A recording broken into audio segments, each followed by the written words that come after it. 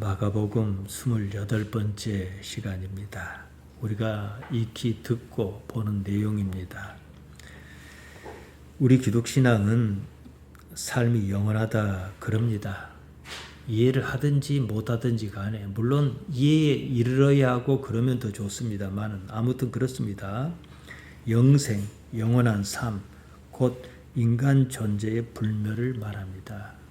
그러니까 이런 몸이 죽는다고 죽는 것은 아니다. 몸이 나을 것 같으면 뭐 할 말이 없어요. 그러나 그것이 아니라는 거지요.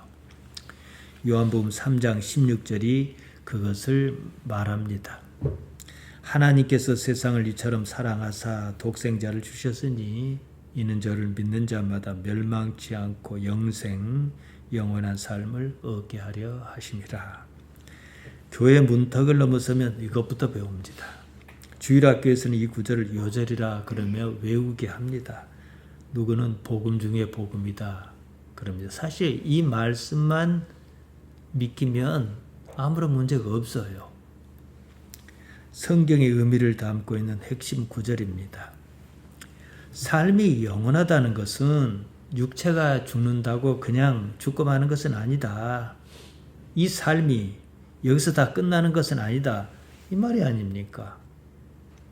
눈에 보이는 죽음이고 죽음이 아니라는 거예요. 우리가 먼저 돌아가신 아버지든 어머니든 친척이든 이모든 누구든 죽는 것을 봤습니다. 그러나 그건 우리 입장이에요. 당사자 입장에서 보면은 안 그럴 수 있는 거예요. 육체와 분리가 일어날 수도 있는 문제고 얼마든지 그 가능성이 있단 말이지요. 우리는 그냥 살아 움직이던 한 생명체가 숨도 안 쉬고 뻣뻣이 누워있구나 이걸 볼 뿐이에요. 그러지 않습니까? 제가 우스갯소리 아닌 우스갯소리로 가끔 여러분께 하는 말이 있습니다. 머지않아서 여러분은 참 놀라운 광경, 기막힌 광경을 볼 겁니다. 내가 죽는 것을 볼 거란 말이에요.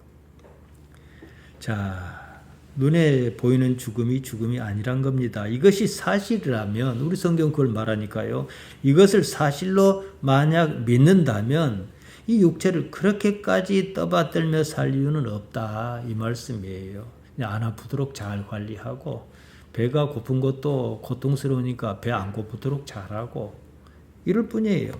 우리가 세상을 사는 다른 이유가 다른 무엇이어야 한다 이 얘기입니다. 우리 기독신앙은 죽음이 없다 그러지 않습니까? 그래서 죽음을 머리에 이고 사는 이런 삶 말고 다른 삶을 생각하자, 추구하자 이럽니다. 그런데 말이에요. 대부분의 사람은 어쩝니까? 안 죽으려고 하는 삶을 산다는 거예요. 육체의 삶을 떠받들고 삽니다. 우리가 요즘 들어 참 옛날에 어땠는지 잘 모르겠습니다만 요즘처럼 교회가 문제다 이럴 때가 참 없습니다. 그렇게 느끼는 부분이 있지 않습니까? 이를테면 담임 목사 세습이라든가 장이동 개발지구 알박기라든가 목사가 특정 권력자에게 딱 붙었다든지 이런 모든 문제는요. 그것이 옳고 그르고를 떠나서 영원한 세계와는 아무런 관련이 없습니다. 그들이 영원한 세계에 가자고 그런다면 이해하겠어요. 그런 것은 없어요. 단지 이 땅에서 잘 먹고 잘 살겠다. 자기가 뭔가를 누리고 있는데 이것을 유지하겠다. 이것 아니겠습니까? 그들에게는요. 예수님을 믿는 이유가 그거예요. 영생이고 뭐고 남에게는 말 그렇게 하지만 자신은 안 믿어요. 이런 삶이 영원하다면 또 모르겠습니다. 그렇게 길을 쓰고 살아봐야 100년을 못 넘깁니다. 그렇다고 인생 말년에는 비참한 삶을 이어가기 십상입니다. 우리 집사님들은 이제 신앙생활을 잘하고 계시니까 저는 그렇게 확신하고 있습니다만은 아무튼 보통 사람이 그러지 않습니까? 우리 어머니가 요양병원에 있단 말이에요. 1930년생이니까 93년을 살았습니다. 참 오래도 살았죠. 옛날에는 상상도 못할 일이에요. 그러니까 우리 집사님들도 건강 관리는 좀 하셔야 해요. 안 죽어지는 걸 어떻게 하겠습니까? 10수년을 병원을 오가며 고생했습니다. 결국은 요양병원행입니다. 며칠 전에 면회를 다녀왔습니다. 면회 시간을 딱 15분을 주는데 시간을 어떻게 그렇게 짧게 잡냐 했는데 막상 가서 보면은 그 시간도 길어요. 할 말이 없어요. 같이 살아야 할 말이 많은데 뭐 잘 사냐? 예, 잘 삽니다. 새끼들은 잘 있냐? 예, 잘 있습니다. 어머니는 뭐 편찮은 데 없습니까? 뭐 몇 마디 뻔해요, 뻔해. 그냥 얼굴 보는 것이 전부예요. 그러다가 옛날에 생각이 나면 손잡고 좀 슬퍼하기도 하고 이 정도지요. 우리 어머니뿐이 아닙니다. 우리나라에서 제일 부자, 재벌 총수라고 해도 다를 것이 없습니다. 돈이 워낙 많으니까 병실이 조금 더 좋을 뿐이에요. 돈으로 할 수 있는 일은 목숨을 겨우 있는 것뿐, 그뿐이에요. 죽는 시간을 조금 늦출 수도 있어요. 안 죽는 건 아니에요. 안 죽는 그 시간이 활기찬 삶을 유지하는 시간이라면 또 모르겠어요. 삶의 질이 낫냐? 아니라는 겁니다. 사는 것이 아니지요. 그야말로 엉망진창입니다. 죽는 것을 내 마음대로 할 수 있는 것은 아니에요. 그렇지만 안 죽겠다며 삶 같지 않는 삶을 연명하는 것이 과연 옳으냐 생각해야 하지 않겠습니까? 세상이 좋아졌습니다. 그 덕에요, 수명이 많이 늘어났습니다. 그렇게 수명이 늘어나서 좋냐? 그렇게 수명이 늘어나서 사람이 행복하냐? 수명이 늘어난 만큼 정말로 몸도 안 아프고 가슴 아픈 일도 없고 그러냐? 그럼 또 모르겠어요. 그냥요, 괴로움이 더 늘어났을 뿐입니다. 젊었을 때 같지는 않잖아요. 결국은 죽음의 문을 향해서 서로가 앞서거니 뒤서거니 줄다름질 하는 것입니다. 아무리 생각해도요, 이건 아니에요. 그러지 않습니까? 이러려고 사는 건 아니잖아요. 이런 삶이 맞다면 오히려 그 때문에 더더욱 살 이유가 없어요. 여기서 어떤 벽을 느낀 사람들이 있어. 우리는 이제 신앙으로 보는 다른 눈이 있으니까 그게 없지만은 우울증에 빠지는 거예요. 내가 이러려고 살았나? 자식들 다 키워서 저마다 시집장가 다 가고 남으니까 내가 뭐 때문에 살았는가 싶어서 우울증에 빠지고 심지어는 극단적인 선택도 하고 이런단 말이죠. 그러니까 다른 삶이어야 해요. 뭐 다른 사람들은 모르겠어요. 적어도 우리는 말이에요. 이것이 예수님께서 우리에게 주신 복음입니다. 그럼에도 사람들은 여전히 이 삶을 목적으로 삼며 삽니다. 예수님께서 사역하실 그때나 지금이나 마찬가지입니다. 사람들의 관심은 이 땅의 것입니다. 영원한 세상의 것에 대해서는 별로 관심이 없어요. 오늘 복에 대해서 말씀드릴 겁니다. 복이 어떤 구조고 무엇을 복이라 해야 하는 건지 말이에요. 복은 말 그대로 좋은 거예요. 정확히 말하자면 보통 사람들이 복이란 말은 그것은 뭐냐? 자기가 있으면 좋을 것이라고 생각하는 그것을 복이라고 생각해요. 그러면은 뭐가 있으면 좋겠냐? 돈이 있으면 좋겠습니다. 돈이 얼마나 있으면 좋겠냐? 얼마 있으면 좋겠습니다. 그렇게 시뮬레이션을 해보면 답이 나와요. 멸망밖에 없습니다. 그 좋은 복은요, 영원한 세상을 바라지 않습니다. 이 삶이 전부며 목표입니다. 그러니까 그 복은요, 원하는 대로 다 이루어지면 안 되는 복이에요. 어쩌다 잠깐 좋은 일이 있을 정도지요. 예수님께서 가시는 데마다 사람이 모였습니다. 능력과 기사가 나타났고 그것을 보았습니다. 다 그것 때문에 모였어요. 근데 예수님께서는 이들의 생각을 어떻게 바꿔주려고 많이 노력하신 대목이 복음서에 나옵니다. 성경이 말하는 복은 다른 것이 아닙니다. 영원의 세상을 확보한 이후에 이 땅의 것을 논할 수가 있는데 그것이 복이란 거예요. 이것은 한 번도 성경에서 변한 적이 없습니다. 잘 봐요. 잘 보면 그렇게 나와 있어요. 영혼의 것을 생각하지 않은 채 땅의 것만 생각하면 그것은 복이 아니에요. 그냥 화합니다. 그냥 멸망의 수순을 밟는 거예요.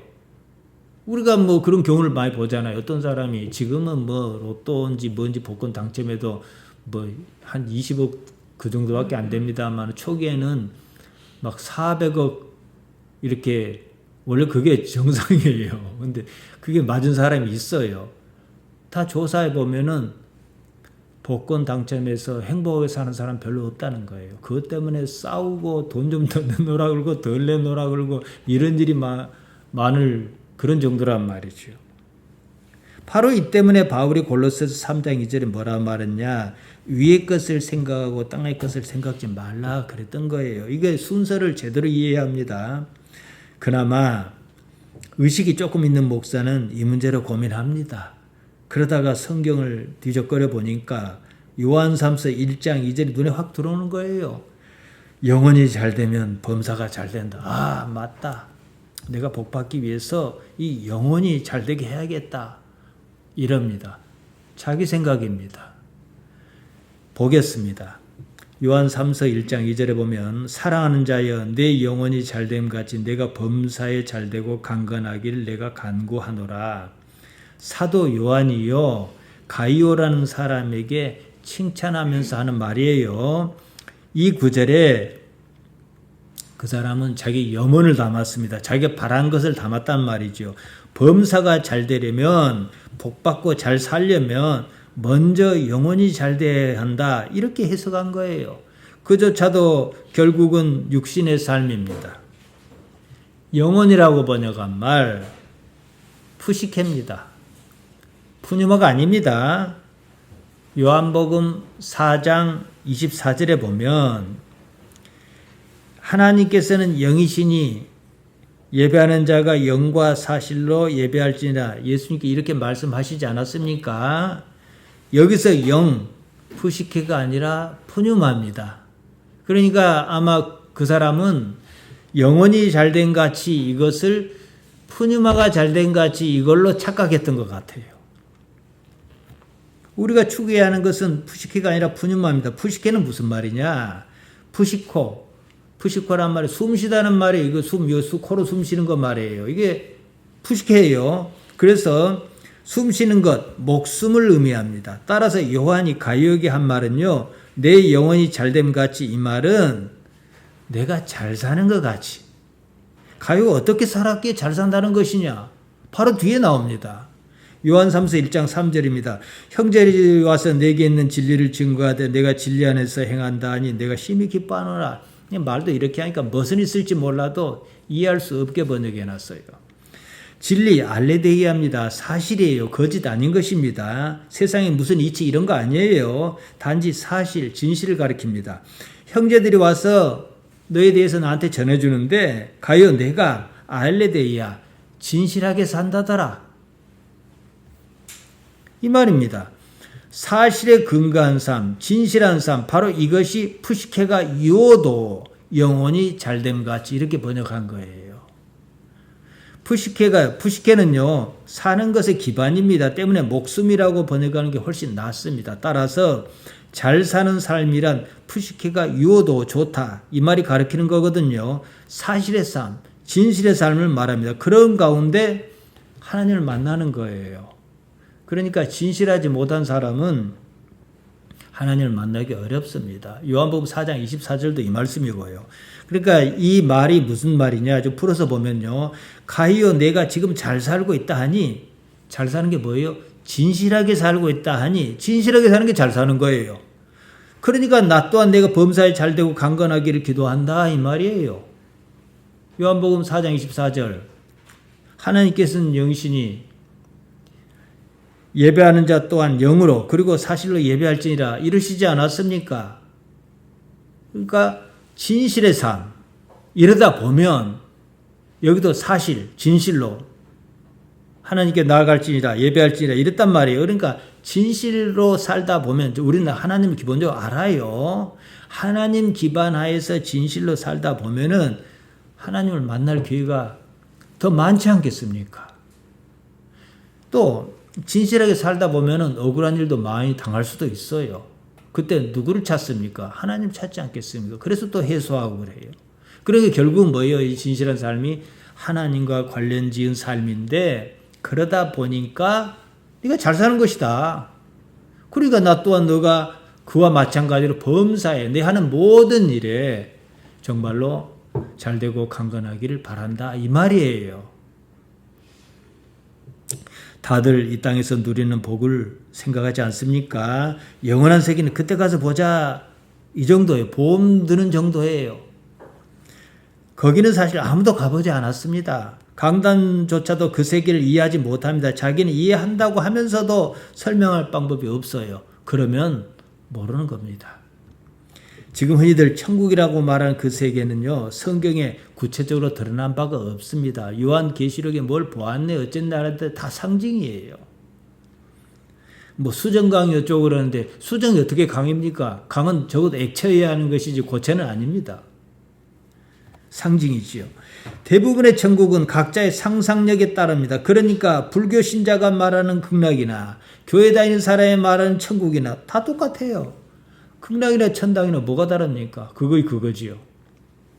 성경이 말하는 천국은요, 한자 말입니다. 우리말로 하면 하늘나라입니다. 원어로 하면 바실레이아 톤 우라논입니다. 하늘을 가리키는 말이 우라노스인데요. 이것은 뭐 허공을 말하는 게 아니라 높은 데. 그러니까 옛날에는 지금과 같은 지식이 없었어요. 높은 데를 몰라요. 그러니까 하나님께 저기서 다 내려다 보신다, 이렇게 썼단 말이에요. 이게 우라노스예요. 하나님께서 계시는 곳이라는 의미로 썼습니다. 따라서 천국 원래 말을 그대로 하자면 바실레이아 투 데우, 데오스의 나라, 하나님의 바실레이아입니다. 이 바실레이아 나라는 영토 개념이 아니에요. 통치 개념입니다. 그러니까 동사로 바실리오, 그러면 어떻게 합니까? 왕, 내가 왕이다, 이 뜻이에요.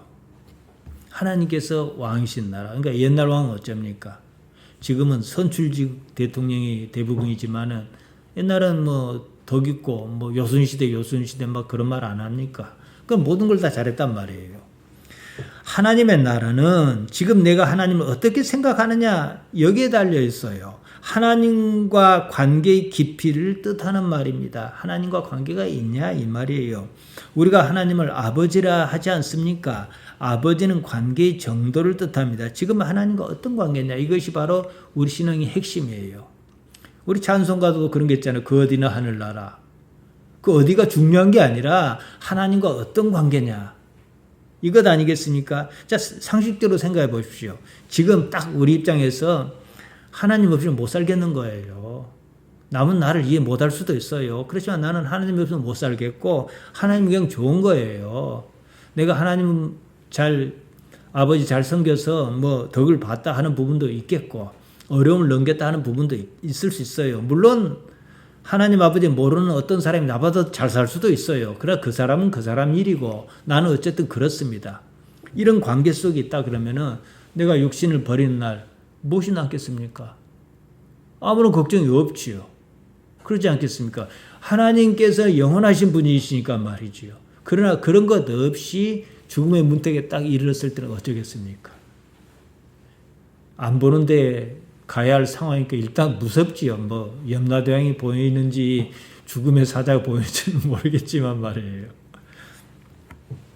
하나님께서는 영원하신 분입니다. 하나님의 나라는 이런 육체의 세계가 아니에요. 따라서 죽음도 없습니다. 우리가 육체 가운데 살다가 죽더라도 그것은 나의 존재와 아무런 관련이 없습니다. 나는 하나님을 아버지로 압니다. 이미 깊은 관계에 들어서 있습니다. 이 문제예요. 그러니까 사실은요, 지금 여기도 하나님의 나라고, 뭐 어떤 육신 이후에 어떤 그 차원이 높은 그 세계도 하나님의 나라예요. 다만 지금 여기는 육신 때문에 제약이 좀 있어요. 가끔가다 이빨도 좀 아프기도 하고 머리도 좀 아프기도 하고 이런 것처럼 말이에요. 그러나 그런 것은 육신만 없어지면 아무런 문제 없는 거잖아요. 그러니까 딱 이 상황에서 내다보면은 내가 육신이 있든지 없든지 뭔 상관이 있냐는 거예요. 어차피 육신 자체는 자꾸만 늙어가고 죽기로 예정한 어떤 수순을 밟아가는데 말이에요. 물론 예수님의 재림 시기가 다가오면 또 달라질 것입니다만은 그러기 전까지는요. 흔히들 예수님 믿으면 복받아 잘 산다 그럽니다. 사실 아닙니다. 왜냐? 자기도 모르면서 하는 말입니다. 만약 그 말이 사실이라면 지구 인구 60억이 다 교회 나왔을 겁니다. 그렇잖아요. 옆에 사람 보니까 교회 나가면 복받아 잘 사는 거예요. 그럼 가만히 있겠어요. 투자 가치가 있는데. 지금 교회 다니는 사람 중에 단 한 사람도 복받지 못해서 못 사는 사람이 없어야 합니다. 반면에 절에 다니는 사람 모두 쪽박 찼어야 합니다. 절에 다녀도 복받고 잘 살아요. 그런 사람도 있잖아요. 상황이 이러다 보니까 이제 그러면 어떻게 해요? 못 사는 것은 예수님을 잘 안 믿은 탓이라 그럽니다. 덜 믿은 탓이다 이럽니다. 신앙생활 더 열심히 하라고 그럽니다. 상식적으로 생각해 보십시오. 우리가 세례받지 않았습니까? 한 번 믿었으면 그만이 더 잘 믿고 조금 덜 믿고 그런 것이 어디가 있습니까? 삶의 목표가 문제입니다. 결국은 예수님을 믿는 것이 아니라 다른 무엇을 믿기 때문에 문제인 거예요. 엄밀히 말하여 내가 못 사는 것은요, 내 책임 아닙니다. 내가 적어도 세례를 받고 하나님 아버지를 모신단 말이에요. 이게 사실이란 말이에요. 그러면 그때부터 누구 책임이에요? 하나님 아버지 책임이에요. 그 때문에 징계가 있고 그러지 않습니까? 나는 그저 예수님의 말씀대로 살 뿐이기 때문입니다. 적어도 이런 의식이 있으면 희망이 있습니다. 삶의 책임이 하나님 아버지께 있는 것이라면 그렇게 속상해할 것도 없습니다. 나는 다만 하나님께서 주신 이 삶을 성실하게 살아낼 뿐입니다. 예수님께서 무엇을 위하여 애쓰셨는지 성경을 보면서 이걸 이해하는 눈이 있어야 합니다. 우리가 읽은 오늘 본문에서도 그것을 느낄 수가 있습니다. 예수님의 노력이 무엇을 의미하는 것인지 말이에요. 여기서 우리가 어떻게 살아야 하는지 가닥이 잡혀야 합니다. 전도 중이셨습니다. 하나님 나라의 이치를 전하시는 중이었습니다. 하나님 나라의 도, 곧 로고스는 결국 십자가로 나타날 것입니다. 고린도전서 1장 18절에 십자가의 도, 이렇게 사도 바울이 말했는데 도라는 말이 로고스, 말씀이거든요. 12제자가 전도 여행에서 돌아왔습니다. 예수님께 모여 자기들이 행한 것과 가르친 것을 낱낱이 보고했다 그럽니다. 교회도 요새 뭐 선교활동 번호건 하면은 와서 그 보고회를 열지 않습니까? 그런 전통이 있습니다. 뭐 전도하는 중에 무슨 일을 경험하기도 하고 그랬을 것입니다. 저는 여기서 궁금한 게 있어요. 그들이 무엇을 전했을까? 이것입니다. 당연히 뭐 하나님 나라를 전했겠죠. 예수님께 그 말씀 하셨으니까. 그러나 하나님 나라에 대한 올바른 이해는요, 사실 십자가와 부활 사건이 있고 난 후에 생겼습니다. 당시로서 하나님의 나라에 대한 이해라고 하면 조만간 있을 유대인의 왕으로서 오신 예수님, 예루살렘에 조만간 올라가시면 유대인의 왕, 유대인의 임금으로서 그 자리에 오르실 것이다. 이렇게 그들은 철석까지 믿고 있었습니다. 예수님으로 인한 그런 하나님의 나라였을 것입니다. 그럴지라도 그 생각은 머지않아 새롭게 바뀔 것이니까 문제가 없었습니다. 아무튼 예수님에 대한 얘기가 많이 전해졌어야 하고 또 예수님께서 하신 말씀 알아듣든지 못 알아듣든지 많이 퍼져야 해요. 그래야 나중에 십자가 사건, 부활 사건 이후에 이제 그때 사도들이 본격적으로 깨닫고 나서 전했을 때 열매를 맺을 것이니까요. 그리고 한적한 곳에 가서 잠깐 쉬어라 그러셨습니다. 이게 상당히 바빴던 모양입니다. 쉴 새도 없이 말이에요. 한적하다 에레모스입니다. 이 에레모스란 말은 광야, 황무지를 뜻하기도 합니다. 그러니까 사람이 별로 없는 그런 데입니다. 오고 가는 사람이 많아서 뭐 음식을 먹을 겨를이 없었습니다. 뭐 휴식이 필요했지요. 한편으로 예수님께서 따로 한적한 곳으로 가셨습니다. 이런 분위기가 가끔 나오지 않습니까? 따로 이디오스입니다. 혼자서 개인의 조용 이런 뜻입니다. 예수님께서는 가끔 이런 모습을 보이셨어요. 우리도 때로 하늘을 우러르는 자신만의 시간이 필요하기도 합니다. 32절에 보면 이해로 시작해서 갈세로 끝납니다. 원문에서는 이 두 단어가 바로 이어집니다. 우리말과 어순이 달라서 그렇습니다. 그래서 카이 아펠돈입니다. 카이는 그리고 이렇게 번역하기도 하지만은 뒤에 나오는 말과 대등하게 연결한 대등 접속사입니다. 그래서 이 말을 이에 이렇게 번역했습니다. 그러니까 이거 문제 없어요. 잘한 겁니다. 아펠도는 아페르코마이가 원형인데 떠났다 이 말입니다. 두 단을 딱 붙이면 어떻게 해요? 카이 아펠도 이에 떠났다. 그러니까 이에 갈세. 번역이 좋죠. 제자에게 한적한 곳으로 가서 잠깐 쉬려 하셨고 당신께서도 쉬려고 하셨던 것 같습니다. 이마저도 여의치 않았습니다. 많은 사람이 알아보고 먼저 달려왔습니다. 그 정도로 사람이 붐볐습니다. 모여들었습니다. 무엇을 원했을까요? 이 문제죠. 우린 짐작합니다. 마가복음 6장 34절입니다. 예수께서 나오사 큰 모리를 보시고 그 목자 없는 양 같음을 인하여 불쌍히 여기사 이에 여러 가지로 가르치시더라. 이게 목적이에요. 원래는요. 뭘 가르치셨겠습니까? 아직까지는 못 알아들을지도 모르겠습니다만 알아듣든지 못 알아듣든지 간에 하나님의 나라의 로고스, 도를 가르치셨습니다. 왜냐? 이들이 저 많은 무리가 내가 왜 여기 왔는지도 모르고 왔다. 이 정도예요. 꼭 그 목적을 따진다면 무엇을 얻을까 해서 왔다. 이 수준이잖아요. 목 잡는 양 같죠. 무엇을 위해 그 교회에 왔습니까? 분명해야죠. 예수님의 마음이 읽힙니다. 차마 그냥 두고 보지 못하셨습니다. 그러다 날이 저물었어요. 제자가 이리 말합니다. 마가복음 6장 35절에서 36절입니다. 때가 저물어가매 제자가 예수께 나와 여짜오되 이곳은 빈들이요 날도 저물어가니 무리를 보내어 두루 총과 마을로 가서 무엇을 사 먹게 하옵소서. 뭐 당연한 생각이지요. 사다는 말, 사 먹게 하옵소서 했잖아요. 여기서 사다는 말이 아고라토신 헤아우토이스입니다. 여기서 아고라토신, 이건 아고라조거든요. 이 말은 뭐냐? 광장에 가다 이런 뜻에서 시장에 가다. 시장에서 뭐 하겠습니까? 뭐 사러 가잖아요. 이렇게 말이 바뀌었습니다. 이 아고라는 광장을 의미하거든요. 무엇을 산다 이 말로 쓰이기도 합니다. 그리고 우리 번역 성경에서 생략한 말이 헤아우토 있습니다. 헤아우토가 원형인데요. 제기대명사라 그래요. 무슨 말이냐면 앞에 나오는 사람을 도로 나타낼 때 뭐 그 사람, 이렇게 얘기하잖아요. 예수님께서 뭐 어쩌셨다 그러놓고는 계속 예수님께서 하기가 그러잖아요. 그럼 그분이 이렇게 말도 하잖아요. 3인칭 대명사입니다. 그 자신 이런 뜻입니다. 따라서 아고라토신 헤아우토이스는 그들 스스로 장에 가서 사 먹게 하라 이 말이에요. 이에 예수님께 말씀하시는 거예요. 너희가 먹을 것을 주라 그러신 거예요. 제자는 딱 보고 이제 날도 저물었고 그러니까 마을로 가든 동네로 가든 각자가 알아서 가서 사 먹게 좀 하십시오. 갈 생각을 안 하고 있으니까 사람들이 그 얘기를 하는 거예요. 그런데 예수님께 너희가 먹을 걸 주라 이러신 거예요.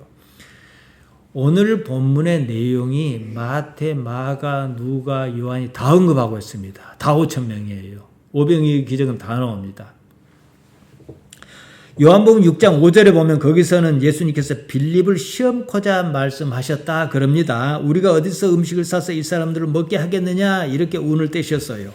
빌립이 이 사람들을 다 먹이려면 200데나리온이 필요합니다. 한 데나리온이 노동자가 하루에 버는 품삯이에요. 그러니까 200명의 일당이란 말이에요. 그 계산이 맞는지 어쩐지 어떤 학자는 그래서 이들이 적어도 이 정도 돈은 가지고 있을 것이다 이렇게 얘기하는데 그것도 뭐 그렇게 신빙성은 없어요. 마태복음 14장 16절에는 또 이렇게 말합니다. 갈 것 없다. 너희가 먹을 것을 주어라. 이렇게 나와 있어요. 제자가 이렇게 말합니다. 마태복음 14장 17절입니다. 여기 우리에게 있는 것은 떡 5개와 물고기 2마리 뿐입니다. 이랬어요.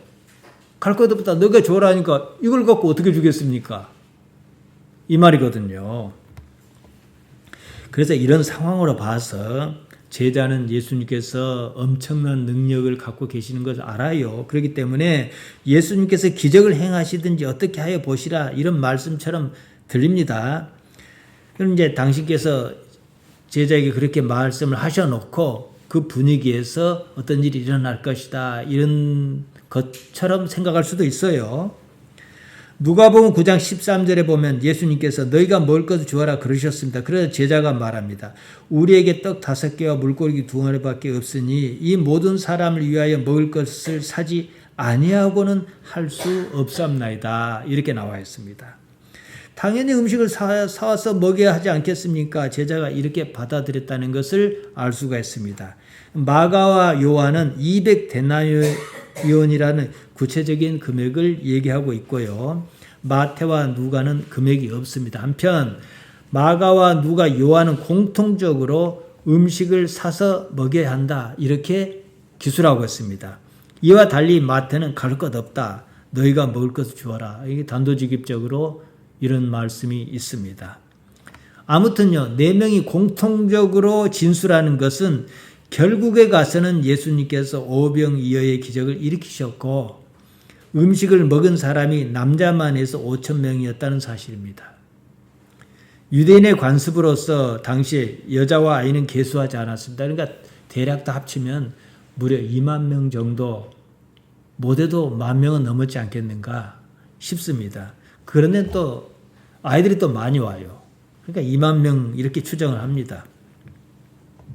41절에 이렇게 나옵니다. 예수께서 떡 5개와 물고기 2마리를 가지사 하늘을 우러러 축사하시고 떡을 떼어 제자에게 주어 사람에게 나누어 주게 하시고 또 물고기 2마리도 모든 사람에게 나누시매 음식을 제자가 나눠줬습니다. 어찌했든지 간에 너희가 먹을 것을 주어라. 이 말씀이 좀 비껴간 듯 하지만 어쨌든 그렇게 됐어요.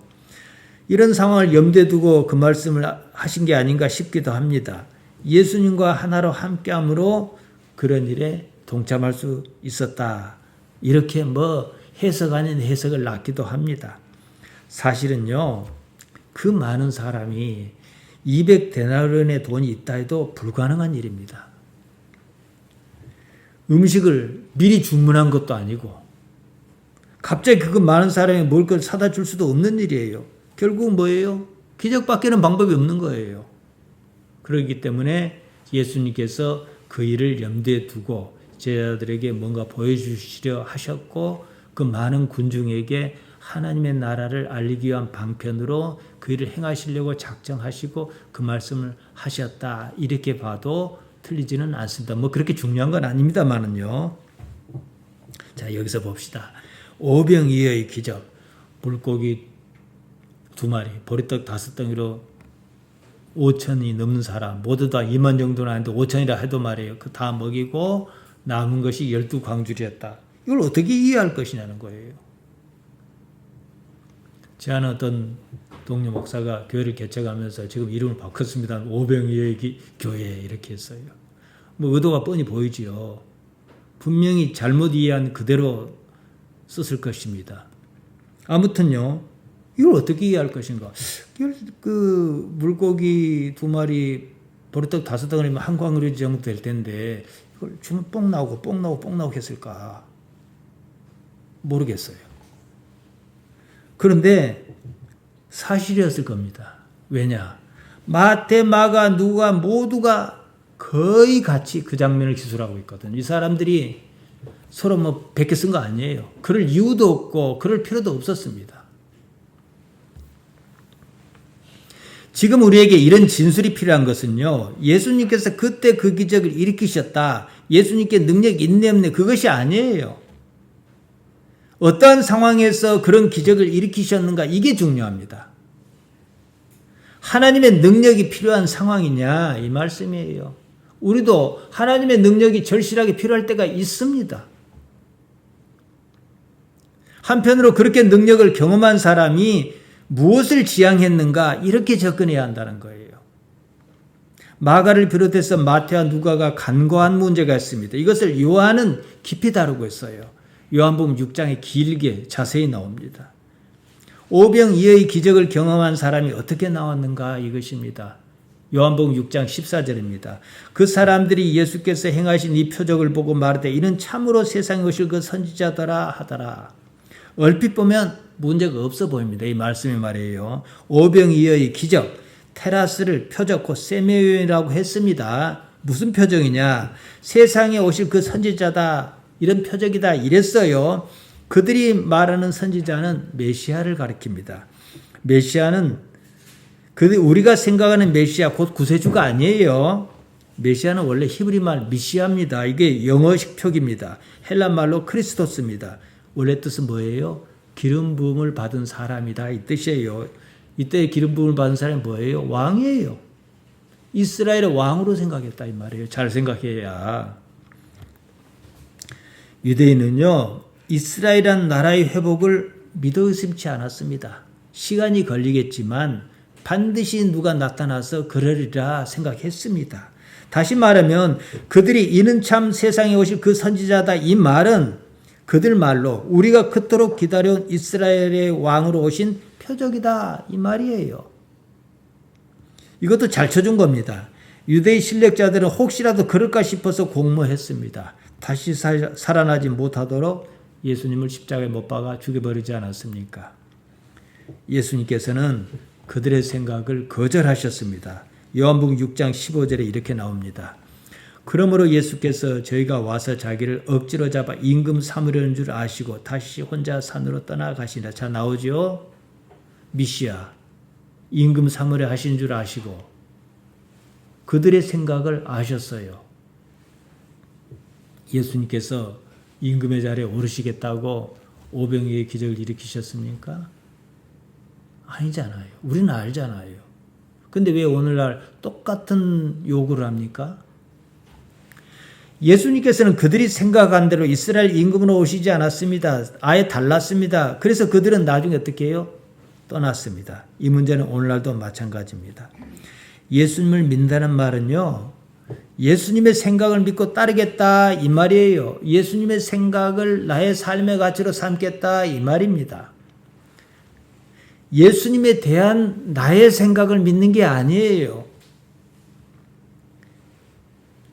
오병이의 기적금은 보통 어떻게 얘기합니까? 보리떡 5개와 물고기 2마리로 5,000명을 넘게 먹이시는 주님을 보십시오. 그 주께서 우리도 그렇게 해주실 줄로 믿습니까? 이러잖아요. 그 가자고 오셨냐 이 말이에요. 유대인은 예수님에 대한 자기들 생각을 믿었습니다. 오늘날 아주 많은 그리스도인 역시 예수님에 대한 자기 생각을 믿습니다. 예수님의 생각을 믿는 게 아니고요. 그들은 예수님께서 자기들의 임금으로 오신 줄 알았습니다. 예수님을 임금 삼으려 했습니다. 그런 줄 아시고 예수님께서 혼자 떠나셨습니다. 그럼에도 그들은 자기들의 믿음을 포기하지 않았습니다. 디베라 바다 건너편까지 쫓아갔습니다. 거기서 예수님 만났습니다. 이렇게 말합니다. 요한복음 6장 25절이에요. 랍비여, 언제 여기 오셨나이까? 얼마나 다정합니까? 예수님께서 여기에 바로 답하셨습니다. 내가 진실로 진실로 너희에게 이르노니 너희가 나를 찾는 것은 표적, 세미온을 본 까닭이 아니요 떡을 먹고 배부른 까닭이로다. 너희는 하나님의 나라를 가리키는 표적을 본 게 아니라 능력만 봤다. 따라서 썩을 양식을 위하여 일하지 말고 너희들이 바라는 건 썩을 양식이다. 영생하도록 있는 양식을 위하여 하라. 이 양식은 인자가 너희에게 주리니 인자는 아버지 하나님께 인치신 자니라. 목적을 분명히 말씀하셨어요. 여기서 다 틀어졌습니다. 다 떠났습니다. 그래서 베드로를 비롯하여 제자를 모시고 뭐라 하십니까?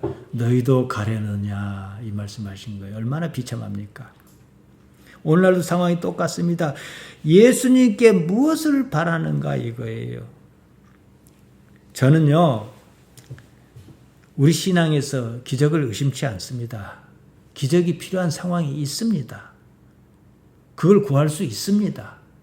필요하면 암도 낫게 하시고 하실 거예요. 하지만 다들 그 기적이 왜 필요한가? 그 기적이 무엇을 가리킨가? 여기에 대해서는 별로 생각이 없다는 거예요. 어차피 죽을 육신을 왜 살리시겠습니까? 지금 죽으면 안 되니까 살리신 거잖아요. 그런데 왜 지금 죽으면 안 됩니까?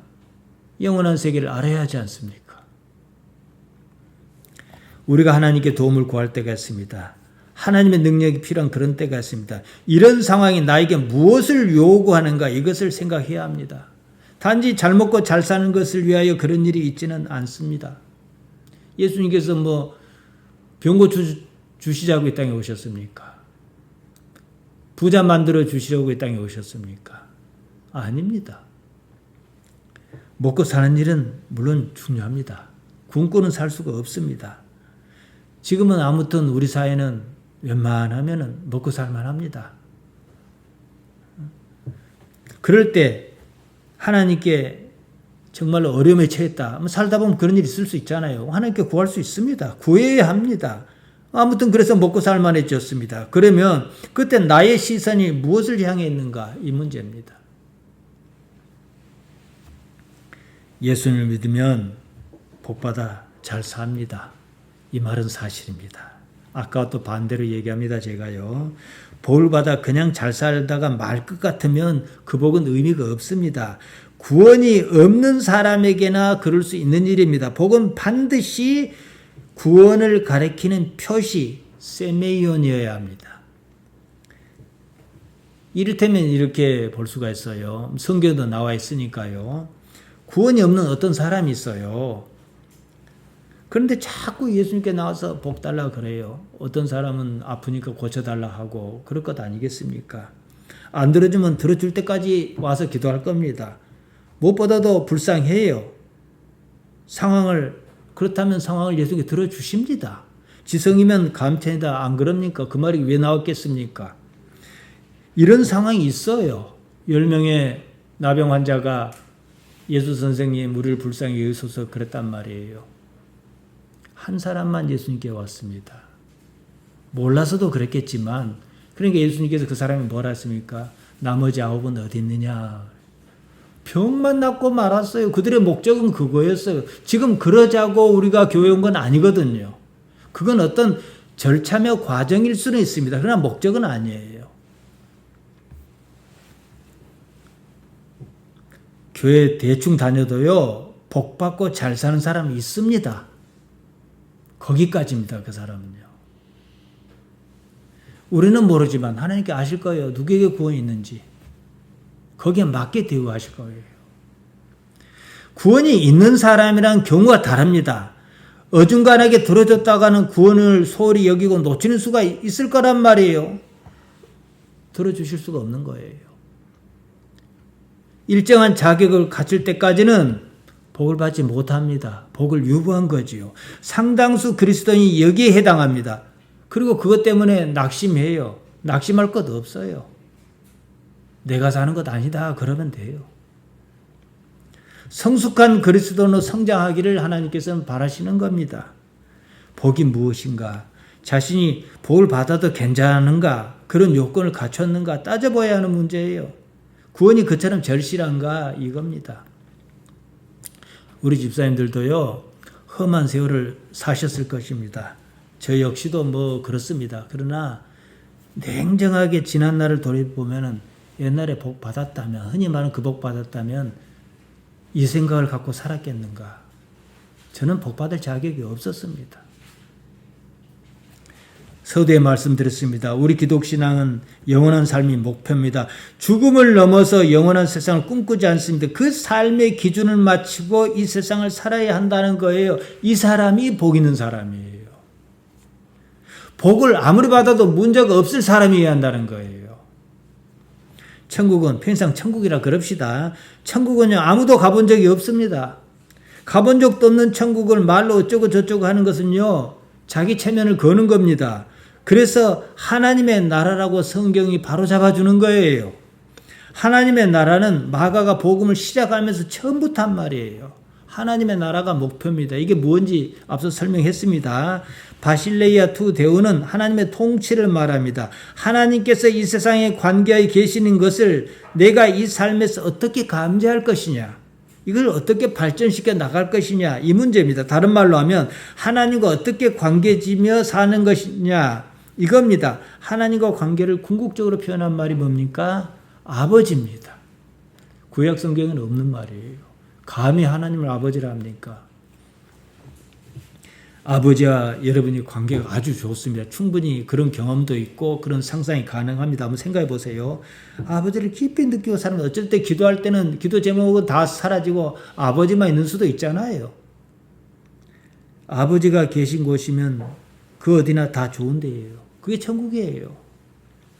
더구나 그 세계는 이런 육신을 초월한 세계입니다. 그 세계는요, 지금 우리가 흔히 겪는 어떤 아픔도 없습니다. 지금 그 나라를 그렇게 바라는가? 가만히 생각해 보니까 나는 그렇게까지는 안 바란 것 같아요. 그러면 자책할 게 아니라 생각을 해야 하는 거예요. 생각은 할 수 있거든요. 이 문제입니다. 여러분 냉정하게 생각해 봅시다. 이 세상이 좋으면 저 세상은 생각지도 않습니다. 반대로 이제 우리 신앙이 아주 성숙했어요. 저 세상이 그렇게 좋다고 느끼면 이 세상이 그렇게 매달리지도 않습니다. 이 세상에는요, 아무리 잘 살아도 싫은 거 투성이에요. 이 세상에서는 결코 만족이 없습니다. 그래서 이 세상이 싫습니다. 싫은 거예요. 그렇다고 안 살 수도 없어요. 이미 주어진 삶입니다. 무엇을 추구하며 살 것이냐? 여기서 답을 찾아야만 합니다. 성경에 나오는 사람을 보면요, 저마다 험악한 세월을 살았습니다. 믿음의 사람들이 다 그랬어요. 그러나 이 삶에서 추구해야 하는 것을 추구한 그 사람에게는요, 기대하는 것이 있다는 거예요. 이게 히브리서 11장 10절이 말합니다. 이는 그가 하나님의 계획하시고 지으실 터가 있는 성을 바랐습니다. 처음부터 바랐겠냐는 거예요. 험악한 세월을 살다 보니까 하나님과 관계는 놓지 않고 붙들며 살다 보니까 말로 설명할 수 없는 그 나라가 그려지더라, 이 얘기예요. 아브라함과 이삭과 야곱이 그러지 않았습니까? 그랬다는 거지요. 이 삶은 끝납니다. 이러다 말 것이니 이것은 아니지 않습니까? 무엇을 바라며 살 것인지 분명하지 않습니까?